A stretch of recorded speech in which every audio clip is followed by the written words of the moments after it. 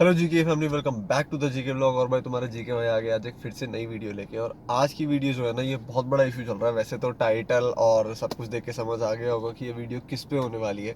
Trip ए और B Scorpio इनके जो बार बार रीसेट हो रहे हैं, उसका मैंने कुछ टाइम पहले एक ट्रायल किया था। मेरा भी रीसेट हो रहा था। जिन लोगों ने मेरे पुराने ट्रिप वाले व्लॉग्स देखे हैं और हमारा एक हिमाचल वाला ट्रिप वाला था और उसके अलावा भी जो वीडियोस देखी, उन लोगों को पता होगा कि मेरे पास Z4 पेट्रोल मैनुअल है और मेरे साथ भी ये इशू हो रहा था।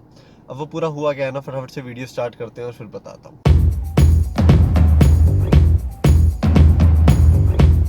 हाँ तो भाई, अब ट्रिप ए और बी जो है ना, स्कॉर्पियो एंड Z4 पेट्रोल में बेसिकली, Z4 में बेसिकली ये बहुत, बेशक वो डीजल हो, पेट्रोल हो, मैनुअल हो, ऑटोमेटिक हो, फर्क नहीं पड़ता। ये बहुत सारी गाड़ियों में इशू आया था कि इस गाड़ी का जो ट्रिप ए, ट्रिप बी और जो एवरेज है, ये तीनों इकट्ठे रीसेट हो जाते हैं अपने आप automatically. And most of the time ना, मैं जब ट्रिप पे था मैंने नोटिस करा कि ये चीज़ ना सुबह लगभग 3 बजे के आसपास ज़्यादा होती है। क्योंकि ट्रिप में पूरी रात में ड्राइव कर रहा था, तो मैंने देखा, हम होटल पे रुके थे एंड चाय पीने के लिए लगभग 3 बजे के आसपास। मैं वो क्लिप यहाँ अटैच कर दूंगा अभी। तो हम जैसे ही रुके थे, उसके बाद जब हमने गाड़ी चलाई थी, तो उसके बाद वो ट्रिप पूरा का पूरा रीसेट हो गया था। मैं वो क्लिप अटैच कर रहा हूँ, एक बार जरा वो देखो। साहब 58 किलोमीटर यही है ना अपने वाला। हमारा गैप कितना बचा है लेकिन हमारा मनाली का? गैप अभी बचा है 250 के आसपास था, कुछ जी। 250 किलोमीटर के आसपास है। और भाई मैं गाड़ी दिखाऊं ना, मैंने टोटल कितनी चला ली है। मैं रहा हूँ भाई 379 किलोमीटर, तो अप्रॉक्सीमेटली 250 किलोमीटर के आसपास बचा हुआ है। 230 के आसपास ही बचा हुआ है। एंड 309 किलोमीटर की रेंज दिखा रहा है। और एवरेज भाई अब 13 की आई है, क्योंकि अब थोड़ा रेट अप डाउन हो रही है। यहाँ पे 10 डिग्री का टेम्परेचर है। जरा बाहर निकलते हैं। ट्रेन जा रही है क्या भाई? हाँ हाँ। मस्त आवाज आ रही है। गाड़ी कहाँ खड़ी करवा दी तुमने? अब कीचड़ में खड़ी करवा दी। अरे कौन सा खुला है भाई? यहाँ कुछ रुके हैं, रत्ना टूरिस्ट ढाबा। मस्त है यार। टेम्परेचर 10 डिग्री, बहुत मजा है भाई। इतने सारे मच्छर मरे ना गाड़ी में, देखो गाड़ी दौड़ दी गई है। और वो भाई खून वून के निशान आ गया गाड़ी पे, ये देखो दिख रहा है भाई। सुबह के हो रहे हैं 3:15, 3:12 हो रहे हैं टू बी एग्जैक्ट। और हम यहाँ से निकल रहे हैं। यहाँ से आई थिंक 22 किलोमीटर रह गया है हमारा गुरुद्वारा। किरतपुर साहिब रह गया 22 किलोमीटर। एंड उसके बाद अपहिल शुरू हो जाता है। एंड 30 to 40 किलोमीटर्स में आपका पहाड़ वगैरह शुरू हो जाएंगे। तो अब 4 बजे के आसपास हम लोग वहाँ पहुंचेंगे। अभी 3, 3:15 हो रहे हैं जैसे मैंने बताया। तो अभी कुछ भी हो तो नाइट का रहेगा। उसके बाद जैसे ही दिन होंगे तो भाई दिन के सारे नज़ारे दिखाए जाएंगे। भाई अभी क्या हुआ ना कि अभी निकले हैं और मैं देख रहा था कि एवरेज और ये कुछ किलोमीटर वगैरह देख रहा था मैं कि कितना बचा है और कितनी चल चुकी है। तो मैंने अभी वीडियो से पहले दिखाया था। उसके बाद हमने आधे घंटे का वहाँ पे हॉल्ट लिया है। उसके बाद हम चले हैं। तो जब चलते ही मैंने चेक करा ना भाई, वो इशू आया जो मैंने पहले सर्विस में बताया था। जो लोग मुझे पहले से फॉलो कर रहे हैं उनको पता होगा। Trip A, trip B and average तीनों रीसेट हो गया अपने आप। मैंने कुछ चेंज नहीं करा, ना मैंने रिफ्यूलिंग कराया है। गाड़ी खड़ी करी थी, वीडियो बना के आधा घंटे बाद ऑन करा है। तो यहाँ ये सुबह 3 बजे के आसपास रीसेट होता है, ये मुझे समझ आ गया। अब भाई बताओ, ये जो इशू है वो कहते हैं कि आज सच कोई इशू नहीं है। तो भाई ये क्या है? मेरे साथ लाइव सिनेरियो हुआ है, सबने देखा है। देखा है? सही बात है। तीनों चीजें रीसेट हो गई, trip A, trip B and average. तीनों रीसेट हो गया। अब यार मैं रॉन्ग रूट पे चल रहा हूँ, ठीक है, वो तो मैं टोटल किलोमीटर से कर लूंगा। और मेरे को पता है एवरेज मेरी कभी 14-13 के आसपास चल रही है। और वो भी मैं किलोमीटर और पेट्रोल के हिसाब से मैं निकाल भी लूंगा एवरेज। तो मेरा एक मैथ था, इजी चल रहा था, तो वो फीचर हिल गया ना। मैंने उनको बोला कि भाई ये सॉफ्टवेयर अपडेट है जो भी है। वो कहते हैं कि सर ऐसा कुछ नहीं है, आपका पहली गाड़ी का इशू है। सबको पता है ये पहली गाड़ी का इशू नहीं है, मेरे से पहले लोगों का आ रहा है। मेरा पहले फिर भी सही था, या पता नहीं, मैंने कभी इतने लॉन्ग रूट पे टेस्ट नहीं करा था। पर अब मुझे इशू आ रहा है और आज मुझे इससे दिक्कत भी हुई है। मेरे को कैलकुलेशन में अब इशू आएगा। Somehow I will manage that. But ये इशू महिंद्रा को ठीक करना चाहिए। एंड जिसकी गाड़ी में आ रहा है तो भाई प्लीज बताओ इसका। मुझे अब ये नेगेटिव लगा लॉन्ग रूट पे, तो भाई ये बहुत बड़ा इशू है। तो भाई जैसे कि आप लोगों ने इस जगह पे देखा पूरी वीडियो में कि ये जो ट्रिप था, ये पूरा जो फॉर्मेट था, ये अपने आप सारा रीसेट हो रहा था। अब ये ना मेरे साथ बहुत दिन तक हुआ। हुआ क्या था कि जब ये चीजें रेगुलरली होती रही तो मैंने सोचा कि यार ये सब चीजें सबकी गाड़ी के साथ हो रही हैं, तो कहीं ना कहीं ये है तो कुछ ना कुछ सॉफ्टवेयर बगी। नो डाउट जो लोग सॉफ्टवेयर लाइन से रिलेटेड हैं वो लोग समझ पा रहे होंगे कि जिसका जो सॉफ्टवेयर है उससे रिलेटेड ही ये कुछ ना कुछ चीज है। लेकिन अब ये अपने आप रीसेट हो रहा है, तो कहीं ना कहीं कोई ऑटो फंक्शन या तो बाई डिफॉल्ट ऑन है, या फिर हम कोई ना कोई ऑन कर रहे हैं। तो इस गाड़ी में ना एक फंक्शन आता है। उस फंक्शन में क्या है, आपकी गाड़ी में जो रिफ्यूलिंग है, जो एवरेज होती है गाड़ी की, आप उसे रीसेट कर सकते हैं इसके मेन्यू में से जाके।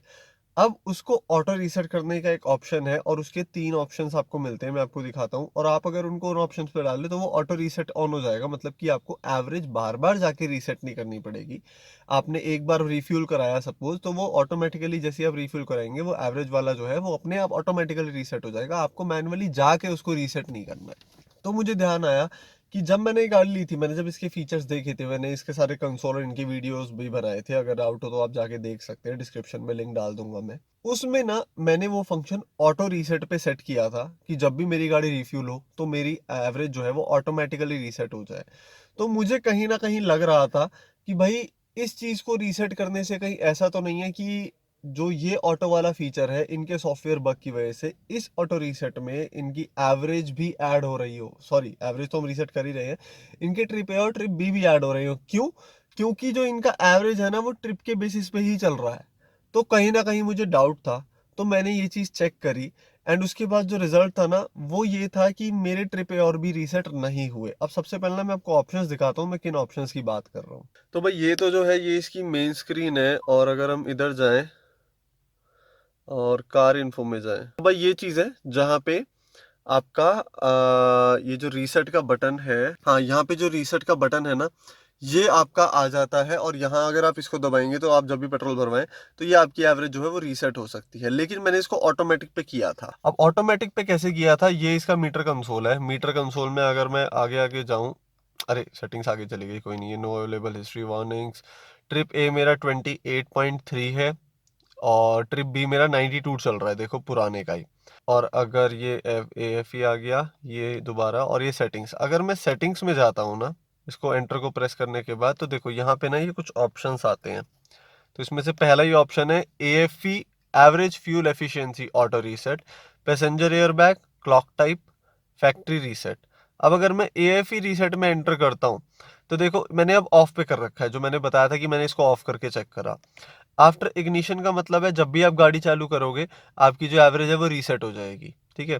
रिफ्यूलिंग का मतलब ये है कि आप जब भी गाड़ी में पेट्रोल भरवाओगे, रिफ्यूल करवाओगे, तो जो गाड़ी की एवरेज है वो अपने आप रीसेट हो जाएगी। तो मुझे डाउट, मेरा पहले इस पे था आफ्टर रिफ्यूलिंग पे, अरे गायब हो गया, दोबारा चलते हैं।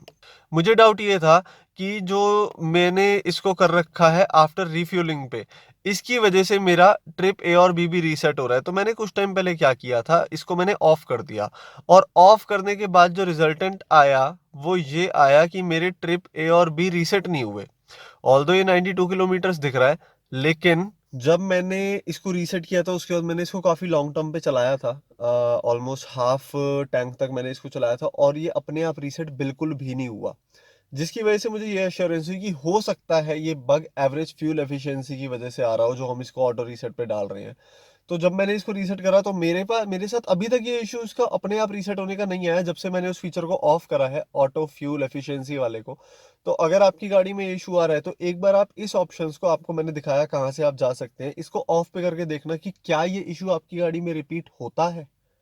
अगर होता है तो इसका मतलब आपको सॉफ्टवेयर अपडेट फिर से कराना पड़ेगा, इसमें कुछ ना कुछ और बग होगा। लेकिन मेरी गाड़ी में अब तक ये नहीं हुआ है, इसका मतलब ये नहीं है कि मेरे को नहीं कराना पड़ेगा, क्योंकि एवरेज फ्यूल एफिशिएंसी वाला जो ऑप्शन है उसको अगर मैं ऑटो रीसेट पे करता हूँ तो वो भी एक फीचर है, वो भी चलना चाहिए, जबकि वो नहीं चल रहा है। इसका मतलब सॉफ्टवेयर में इशू तो है, लेकिन इसका कहीं ना कहीं रीजन पता लग रहा है कि वो इशू कहाँ पे जाके है। तो सॉफ्टवेयर वाले जो लोग हैं वो समझ पा रहे होंगे कि कहीं ना कहीं मेथड में जाके आपके मल्टीपल चीजें चल रही हैं। पर एक बेसिक लैंग्वेज में बताऊं तो ये इशू हो सकता है। अगर आपकी गाड़ी में भी ये इशू आ रहा है तो प्लीज ये जाके चेक करना और कमेंट सेक्शन में बताना कि ये इशू सही होता है या नहीं होता है। मेरे साथ ये इशू आया, मैंने इस चीज को चेक करा, और उसके होने के बाद अभी तक नहीं हुआ है। मैं इसको और थोड़ा चलाऊंगा, उसके बाद जब भी शोरूम जाऊंगा, अभी मैं चक्कर लगाऊंगा तो मैं इसका सॉफ्टवेयर भी अपडेट कराऊंगा होपफुली। कैमरा वगैरह तो अभी आ नहीं रहा है पीछे का, शोरूम से नहीं आ रहा है, बाहर से मिल रहा है, तो उसका देखते हैं क्या सीन रहता है। और अभी मेरे पास रिसेंटली ना एक बहुत अच्छा कमेंट आया था कि यार मैं अब तक बोलेरो चला रहा हूँ, और बोलेरो के बाद मैंने स्कॉर्पियो क्लासिक का बेस मॉडल बुक करा है, बट कहीं ना कहीं मैं लीन ऑन कर रहा हूँ टुवर्ड्स स्कॉर्पियो एंड Z2। और मेरी ड्राइव जो है वो कच्चे एरिया की ज़्यादा है, कुछ ऐसा था। तो बहुत लोग स्कॉर्पियो क्लासिक लेते हैं और अब स्कॉर्पियो एन का ट्रेंड आ गया है। यार देखो, Scorpio N is luxury plus power, लेकिन जो रॉब और जो रूरल एरिया में जो खौफ है ना स्कॉर्पियो क्लासिक का, वो खत्म नहीं हो सकता। हाँ, ये गाड़ी बड़ी है लेकिन क्लासिक की जगह अपनी है। तो अगर आपको रूरल एरिया गड्ढे वड्ढे में ज़्यादा चलानी है ना, तो आई वुड सजेस्ट कि आप स्कॉर्पियो क्लासिक पे जाएं और इतना लग्जरी फील अगर नहीं चाहिए, अगर इस गाड़ी में जाते हैं तो आपको लग्जरी, एसी, कंफर्टेबिलिटी और सेफ्टी, स्पेशली सेफ्टी आपको बहुत मिलेगी, तो आप जा सकते हैं। प्लस नया डिज़ाइन है, पावर है, सब कुछ ज़्यादा है, तो आप जा सकते हैं। बट स्कॉर्पियो क्लासिक को मैं बुरा कहीं से नहीं कहूँगा। सेफ्टी इश्यूज हैं, कुछ चीज़ें हैं, लेकिन क्लासिक का रॉब रॉब ही है। तो अगर आप ऐसे एरिया में रहते हैं जो आपको रॉब ज़्यादा बनाना है और आपके पास पहले बोलेरो है, बोलेरो से आप जंप कर रहे हैं, बोलेरो से आप किसी में भी जा सकते हैं, क्लासिक या एन। पर अगर आप एन में जाते हैं तो फैमिली कार और लग्जरी कार भी हो जाएगी। लेकिन स्कॉर्पियो क्लासिक जो है वो रॉब में चलेगी, उसमें लग्जरी थोड़ा सा कम है, सेफ्टी भी कम है, फीचर्स भी कम है, कंफर्टेबिलिटी भी कम है। तो यहाँ पे फ़र्क है। तो अगर इसके बारे में चाहिए तो हम अलग से कंपैरिजन वीडियो भी ले आएंगे, कमेंट सेक्शन में बताना। और आपसे मिलते हैं अगली वीडियो में। आपसे छोटी सी इन्फॉर्मेशन आपको अच्छी लगी हो, ट्राई ज़रूर करना और मेरे को बताना। और तब तक के लिए stay with your family, love your family and piece.